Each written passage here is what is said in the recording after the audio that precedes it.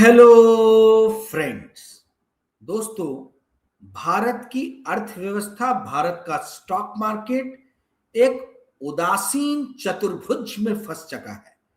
उदासीन चतुर्भुज कह लीजिए या निराशाजनक चतुर्भुज कह लीजिए या अंग्रेजी में कह लीजिए कि ग्लूमी क्वाड्रिलेटरल में फंस गया है। अब ये ग्लूमी क्वाड्रिलेटरल है क्या? आज के इस वीडियो में मैं आपसे उसी संदर्भ में बात करना चाहूंगा। दोस्तों, आज का वीडियो बहुत ही डाटा पैक्ड है, काफी रिसर्च करके मैंने बनाया है, तो कृपया करके पेन पेंसिल या डायरी जो भी है लेके रखिए ताकि नंबर्स आप नोट कर सकें। दोस्तों, 24 फरवरी 2022 में मैंने फॉर्च्यून इंडिया के लिए एक स्टोरी लिखी थी जिसका डिस्क्रिप्शन बॉक्स में मैं लिंक डालूंगा, आप जरूर उस स्टोरी को पढ़ना। ये स्टोरी मैंने तब लिखा था जब यूक्रेन पे हमला किया था रशिया ने, और सडनली हमने देखा था कि क्रूड ऑयल के प्राइसेस जो है वो वर्ल्ड ओवर स्पाइक करने लगे थे, तेजी से ऑयल के प्राइसेस बढ़ने लगे थे। तो ग्लूमी क्वाड्रिलेटरल जो है, इसका सबसे पहला जो पार्ट है वो है राइजिंग क्रूड प्राइस, यानी तेजी से बढ़ते हुए कच्चे तेल के दाम। दूसरा है गिरता हुआ रुपया या वीकनिंग रुपी। तीसरा है पैसिमिस्टिक एफआईएस। और चौथा है trade constraints for a consumption based economy like India. दोस्तों, ये चारों चीजों को मैं आपको समझाऊंगा विथ डाटा, विथ फिगर। पर इसके पहले मैं आप लोगों को ये बता दूं कि कल मैं अपने मेंबर्स जिन्होंने ज्वाइन किया है इस चैनल को, उनके लिए एक वीडियो लेके आ रहा हूं। ये वीडियो सिर्फ वही देख सकते हैं। आप भी मेरे इस चैनल को 59 रुपीज, 119 रुपीज और 159 रुपीज, 3 फीस है, फीस पे करके आप ज्वाइन कर सकते हैं। दोस्तों, अब आते हैं आज के विषय के ऊपर में। ये जो ग्लूमी क्वाड्रिलेटरल की जो मैंने बात की, जो निराशाजनक चतुर्भुज की जो मैंने बात की, ये एक्चुअल में गिरता हुआ रुपया, बढ़ता हुआ कच्चे तेल का दाम और उदासीन एफआईएस, फॉरेन इंस्टीट्यूशनल इन्वेस्टर्स, और कंजम्पशन बेस्ड इकोनॉमी के लिए ट्रेड और लॉजिस्टिकल कंस्ट्रेंट, इसका एक बड़ा ही पोटेंट पॉइजनस कंकॉक्शन है, मिक्सचर है। अब ये क्यों इंडियन इकोनॉमी के लिए बहुत ही ज्यादा खतरा, या ये कह लीजिए कि it pose a danger, it pose a threat to Indian economy and Indian stock market, आज मैं आपको समझाता हूं। दोस्तों, सबसे पहले हम लेते हैं वीकनिंग रुपी। अब यदि मैं आपको बताऊं कि जनवरी 1 से लेके 20 मार्च यानी कल तक जो है वो इंडिया की रुपी जो है डॉलर के मुकाबले 4.21% गिर चुकी है। ये बहुत बड़ी गिरावट है। 1 जनवरी को रुपया था 89.88 अगेंस्ट $1। कल की जो क्लोजिंग थी वो थी 93.66 रुपीस पर डॉलर, यानी ये टोटल मिला के 3 रुपए 78 पैसा हमारा इंडियन रुपी 1 जनवरी से लेके 20 मार्च के बीच में कमजोर हुआ है, डिप्रिशिएट हुआ है, जो आता है 4.21%। और सिर्फ ये डॉलर के मुकाबले नहीं गिरा है, ये गिरा है दूसरी इंपॉर्टेंट मेन जो करेंसीज है, ट्रेडिंग करेंसीज, उसके अगेंस्ट भी। जैसे यूरो जनवरी 1 2026 में यूरो जो था वो था 105.57 पे, जो कल की क्लोजिंग पे आ गया 108.09 पे, यानी लगभग 2.39% की गिरावट यूरो के अगेंस्ट भी इंडियन रुपी की रही। और तीसरा आप पाउंड देख लीजिए। 1 जनवरी को पाउंड का रेट था 121.13, जो आज रेट हो गया है 124.97, यानी 97 पैसे, 124.97 पैसे, यानी ये गिरावट हुई 3.17% की। अब मैंने यूरो और पाउंड को क्यों लिया? जान के लिया क्योंकि क्रूड ऑयल जो तेजी से जिसके दाम बढ़ रहे हैं, नेचुरल गैस जिसके दाम तेजी से बढ़ रहे हैं, एलएनजी के दाम बढ़ रहे हैं, इन सब के ऊपर में यूरोप भी उसी कदर डिपेंडेंट है जिस तरीके से इंडिया की इकोनॉमी डिपेंडेंट है। फिर भी इंडिया का रुपया जो है इनके अगेंस्ट भी गिर रहा है, ना केवल ये डॉलर के मुकाबले गिर रहा है, बल्कि पाउंड और यूरो के अगेंस्ट भी इंडियन रुपी गिर रही है। वो पाउंड और वो यूरो जो खुद बहुत बुरी तरीके से ऑयल के ऊपर में डिपेंडेंट है, पहली चीज। दूसरी चीज, इंडिया से कम रियल जीडीपी ग्रोथ वो हर साल नापते हैं, 1.5%, 2%, 1% से जो है ये यूरो कंट्रीज का या यूनाइटेड किंगडम का ग्रोथ है, जबकि भारत 6.5 7.5% ग्रोथ की बात करता है। मैं रियल जीडीपी की बात कर रहा हूं। तो दोस्तों, जब हमारा जीडीपी इतनी तेजी से ग्रो हो रहा है, तो फिर हम क्यों यूरो और पाउंड के खिलाफ गिर रहे हैं? ये अपने आप में एक सोचने वाला विषय है और ये बहुत बड़ा विषय है। इस पे मैं एक अलग ही वीडियो बनाऊंगा। तो दोस्तों, ये जो रुपया गिर रहा है डॉलर के मुकाबले, पाउंड के मुकाबले और आपके यूरो के मुकाबले, ये इंडिया में इंपोर्ट बेस्ड इकोनॉमी के लिए एक रेड फ्लैग है।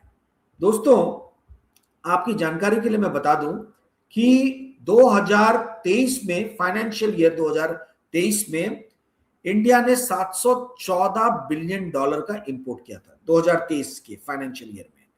2024 के 2013 से मैंने इसलिए 2023 से मैंने शुरुआत इसलिए की क्योंकि उस साल में जो रशिया ने यूक्रेन पे आक्रमण किया था उसका पूरा डाटा कैप्चर हो जाता है। आक्रमण 22 फरवरी को हुआ था। मार्च का यदि एक महीना निकाल दें तो आप देखें कि पूरा का पूरा जो है वो FY23 में ये खिंच गया था। रशिया के आक्रमण का इफेक्ट पूरे वर्ल्ड की इकोनॉमी पे और इंडिया की इकोनॉमी पे।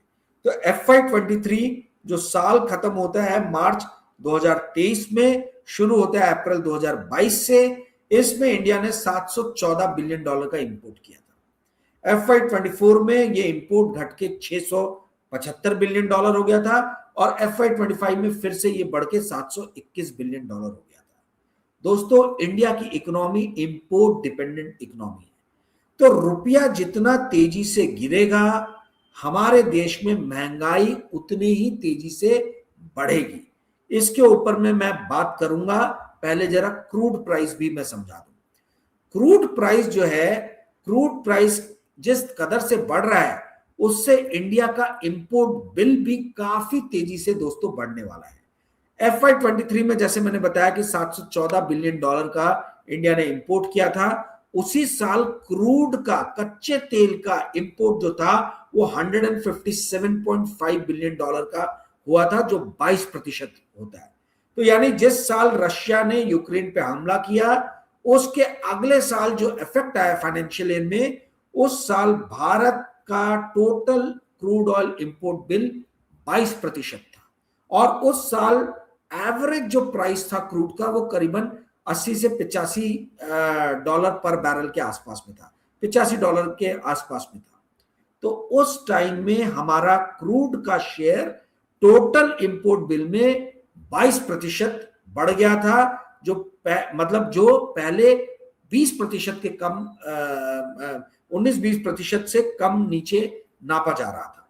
दोस्तों, 2024 में यानी उसके अगले साल 675 बिलियन डॉलर के इंपोर्ट में 132 बिलियन डॉलर जो है ये क्रूड हमने इंपोर्ट किया था, जो 19.7% आता है टोटल हमारे इंपोर्ट बिल का। और पिछले फाइनेंशियल ईयर में 721 बिलियन डॉलर के टोटल इंपोर्ट में क्रूड का इंपोर्ट जो था बिल में आया था 137 बिलियन डॉलर, जो आता है 19% के आसपास में।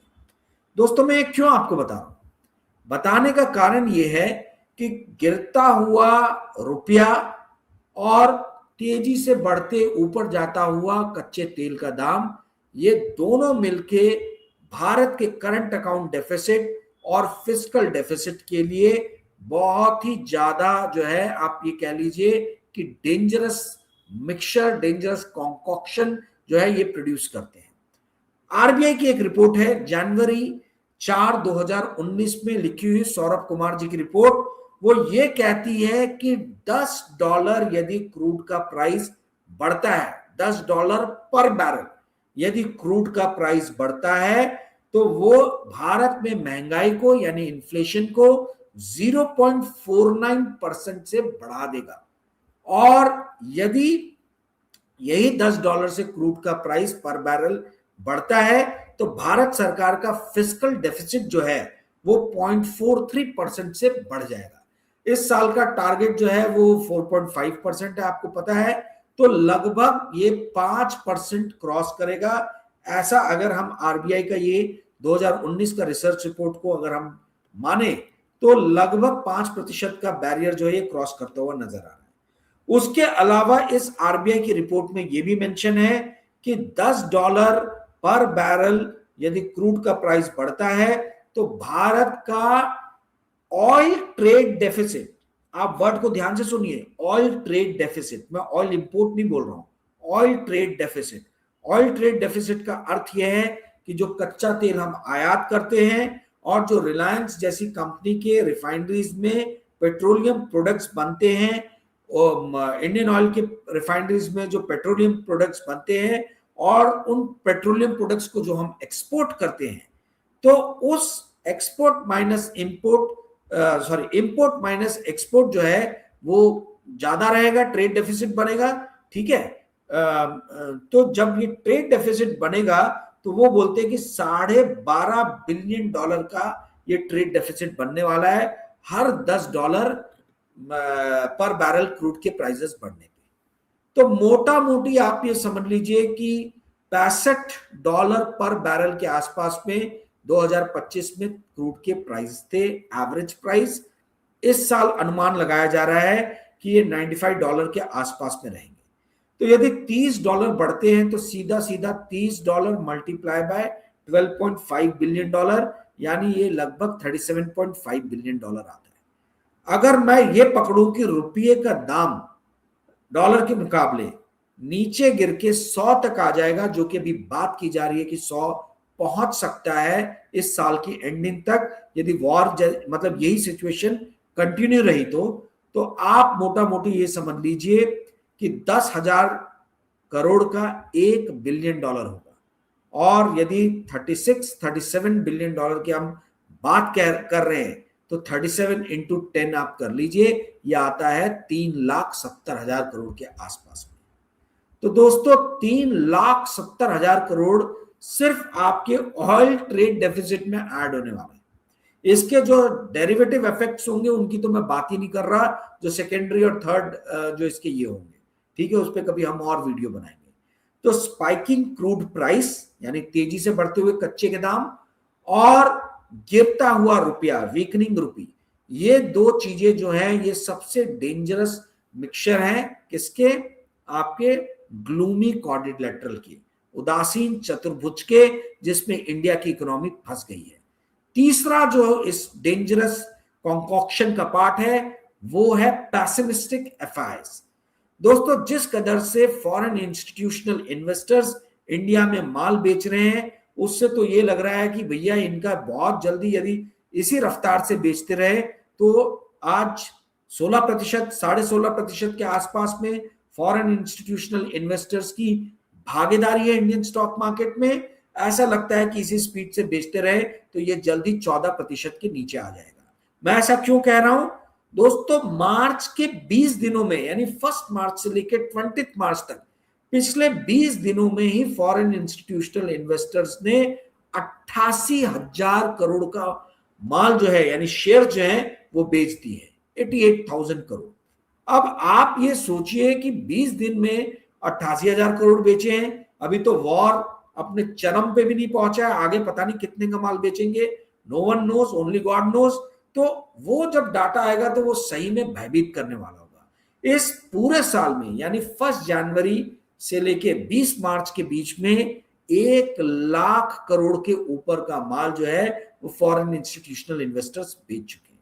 दोस्तों जो मैंने आपको शुरुआत में बताया था कि मैंने 24 फरवरी 2022 को स्टोरी लिखी थी फॉर्च्यून इंडिया के लिए, gloomy quadrilateral poses grave threat to Indian stock market.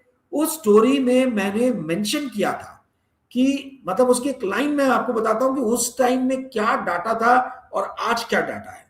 On February 24, 2022 war 23 फरवरी को चालू हुई थी, 24 फरवरी को मैंने आर्टिकल लिखा था।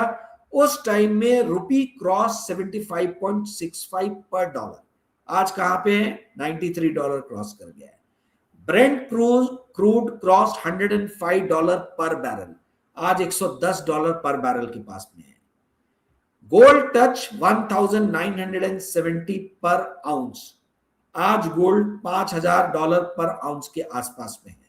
और निफ्टी करेक्टेड बाय 4.78%, आज निफ्टी जो है अपने पीक से लगभग 13 से 14% गिर चुकी है।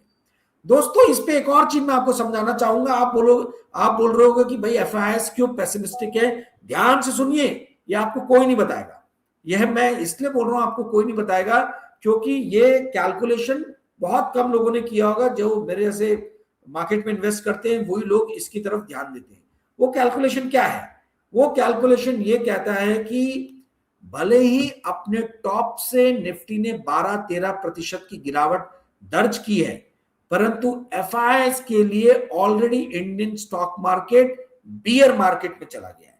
आप बोलोगे बियर मार्केट क्या हुआ? टेक्निकल डेफिनेशन है बियर मार्केट की कि यदि अपने पीक से टॉप से 20% से ज्यादा की गिरावट यदि इंडियन स्टॉक मार्केट देखे, तो इंडियन या कोई भी वर्ल्ड का स्टॉक मार्केट देखे, तो वो बियर फेज में चला जाता है। अब आप बोलोगे ये क्या बात हुई, 12 से 13% जो है वो निफ्टी गिरा है, तो फिर कैसे एफआईएस के लिए बियर मार्केट में हो गया? उसका रीजन है, ध्यान से सुनिए। देखिए दोस्तों, ऑल टाइम हाई जो था निफ्टी का वो था 26,373। ठीक है, ये लेट सितंबर 2024 में बना था। 26,373 निफ्टी का ऑल टाइम हाई था। और उस टाइम में जो रुपी चल रहा था डॉलर के मुकाबले वो था 83.65। तो आप जब 26,373 को 83.65 से डिवाइड करते हो तो आता है, क्या आएगा? डॉलर वैल्यू आएगा निफ्टी का $315.28। यानी निफ्टी का डॉलर वैल्यू, एफआईएस को निफ्टी के डॉलर वैल्यू से मतलब है। निफ्टी का डॉलर वैल्यू मैंने कैसे निकाला? 26,373 डिवाइडेड बाय उस टाइम में जो रुपी चल रहा था डॉलर के मुकाबले, यानी 83.65, उससे डिवाइड किया तो आया 315.28। अब आज क्या चल रहा है? आज निफ्टी चल रहा है 23,000 के आसपास में, 23,200 पकड़ लीजिए। और डॉलर के मुकाबले रुपी पहुंच गया है 93.36। अगर आप 23,213 को 93.36 से डिवाइड करेंगे तो निफ्टी का डॉलर वैल्यू आता है, यानी जो करंट वैल्यू है वो आता है $248.64 पर निफ्टी। तो दोस्तों यदि हम पीक से देखें यानी 315 से 248 देखें तो ये लगभग 21% से ज्यादा का गिरावट ऑलरेडी निफ्टी ने देख लिया है। तो already Indian stock market foreign institutional investors के लिए बियर फेस में आ गया है। ये आपको कोई नहीं बताएगा, ये आप ध्यान से सुन लीजिए। बियर फेस में ऑलरेडी इंडियन स्टॉक मार्केट चला गया है एफआईएस के लिए। तो आपको बहुत ही कॉशियस होकर इन्वेस्ट करना है। ठीक है, मैं पेड वीडियो अप्रैल में एक बनाने वाला हूं जिसमें मैं बताने वाला हूं कि फॉरेन के मार्केट में कहां कहां इन्वेस्टमेंट की अपॉर्चुनिटीज मुझे नजर आ रही है। अप्रैल में ही बाद में मैं बनाऊंगा इंडियन मार्केट के अंदर में कहां पोटेंशियल दिख रहा है। मैं थोड़ा देखना चाह रहा हूं कि अपना मार्केट और कहां कहां किस किस सेक्टर में गिरता है। ठीक है, कौन कौन से स्टॉक्स गिरते हैं उसके बेसिस पे अप्रैल में मैं बनाऊंगा। दोस्तों फॉरेन मार्केट पे मेरा बहुत ज्यादा फोकस है और उसी पे मैं अप्रैल में वीडियो बनाने वाला हूं। यदि आप में से कोई ये वीडियो देखना चाहता है तो आप मुझे 9860317209 पे संपर्क कर सकते हो। वीडियो की फीस 1,000 रुपए है। यदि आप फीस पे कर सकते हैं तभी कृपया करके आप मुझे कांटेक्ट करें। तो दोस्तों वीकनिंग रुपी, पैसिमिस्टिक एफआईएस और स्पाइकिंग क्रूड प्राइस, ये तीन जो ग्लूमी क्वाड्रिलेटरल के पार्ट है, इन पे तो मैं बात कर चुका हूं। चौथा जो है वो है trade and logistical constraint for a consumption based economy like India. यानी ये जो सामानों का इंपोर्ट एक्सपोर्ट वाले जो सामान है, इनका जो निर्बाध रूप से प्रवाह नहीं हो पा रहा है, जो कभी टैरिफ लग जा रहा है, कभी स्ट्रेट ऑफ हॉर्मुज जो है वो बंद हो जा रहा है, इससे जो है इंडियन इकोनॉमी पे बड़ा ही मैसिव इफेक्ट होता हुआ नजर आ रहा है। और ये नजर आ रहा है लंबी लंबी एलपीजी की लाइनों में। हमें प्लास्टिक मटेरियल के दाम 3 गुना बढ़ गए पिछले 3 हफ्ते में। जो 15 रुपए की शीट मिलती थी प्लास्टिक के, जो बैग्स मिलते थे, आज वो होलसेल मार्केट में 45 रुपए के बिक रहे हैं। प्लास्टिक के कोई भी प्रोडक्ट को देख लीजिए, आपको मालूम है प्लास्टिक क्रूड का डेरिवेटिव है। कोई भी जो है प्लास्टिक के मटेरियल दुगने से तिगने रेट पे बिक रहे हैं। इंडिया कंजम्पशन बेस्ड इकोनॉमी है, यहाँ पे प्लास्टिक का बहुत ज्यादा कंजम्पशन है और क्रूड डेरिवेटिव जो दूसरे प्रोडक्ट्स हैं उनका भी बहुत ज्यादा कंजम्पशन है। तो जब क्रूड के ही आने में जो है वो कमी हम देख रहे हैं, ठीक है, तो जाहिर सी बात है जो क्रूड के डेरिवेटिव्स हैं, जो चीजें क्रूड से बनती हैं, उनकी भी कमी हम देखेंगे। यही कारण है कि जनवरी के पेड वीडियो में जो मैंने बहुत ही आपको डिस्क्रिप्टिव वे में समझाया था, एक कंपनी रेन इंडस्ट्री, उसके शेयर प्राइसेस गिरने का रीजन यही है कि रेन इंडस्ट्री जो है वो पेट्रोल कैल्साइन पेट्रोलियम कोक बनाती है। मैंने उस वीडियो में आपको बताया था कि कैल्साइन पेट्रोलियम कोक जो है वो बेसिकली क्रूड का डेरिवेटिव है, ठीक है। तो जब क्रूड ही कम आएगा, कम उसका रिफाइनिंग होगा, तो जाहिर सी बात है कि कैल्साइन पेट्रोलियम कोक यानी सीपीसी भी कम बनेगा और उसका जो इफेक्ट है वो रेन इंडस्ट्री जैसी कंपनीज के ऊपर में नजर आएगा। क्या बहरहाल, तो दोस्तों मुझे लगता है, महसूस होता है कि ये जो ग्लूमी क्वाड्रिलेटरल, ये जो निराशाजनक चतुर्भुज जो है जिसमें भारत फंस गया है, आप थंबनेल में देख सकते हैं भारत का मानचित्र जो है वो इस चतुर्भुज में फंसा हुआ है। ये इसीलिए फंसा है क्योंकि हम तेजी से गिरता हुआ रुपया देख रहे हैं, तेजी से बढ़ता हुआ कच्चे तेल का दाम देख रहे हैं, पैसिमिस्टिक यानी उदासीन एफआईएस देख रहे हैं और तमाम तरीके के ट्रेड बैरियर्स देख रहे हैं, हम लॉजिस्टिकल कंस्ट्रेंट्स देख रहे हैं कंजम्पशन बेस्ड इकोनॉमी इंडिया के लिए। तो दोस्तों उम्मीद है आपको काफी डाटा मिला होगा, आपको एक मोटा मोटी समझ में भी आया होगा कि आने वाले दिन जो है बहुत ही कॉशियस रहने के दिन है। दोस्तों यदि आपको आज का वीडियो पसंद आया होगा तो कृपया करके इस वीडियो को लाइक और शेयर कीजिएगा और इस चैनल को सब्सक्राइब करने के लिए अपने मित्रों को कहिएगा। मात्र 40 और सब्सक्राइबर की जरूरत है, फिर ये चैनल 10,000 यानी 5 के आंकड़े को पार कर जाएगा, यानी 5 डिजिट आंकड़ा जो है ये क्रॉस कर जाएगा। तो उम्मीद है कि 40 नए सब्सक्राइबर्स को लाने में आप लोग मेरी मदद करेंगे। और दोस्तों यही मैं वीडियो का अंत करूंगा। Thank you friends, good night, bye.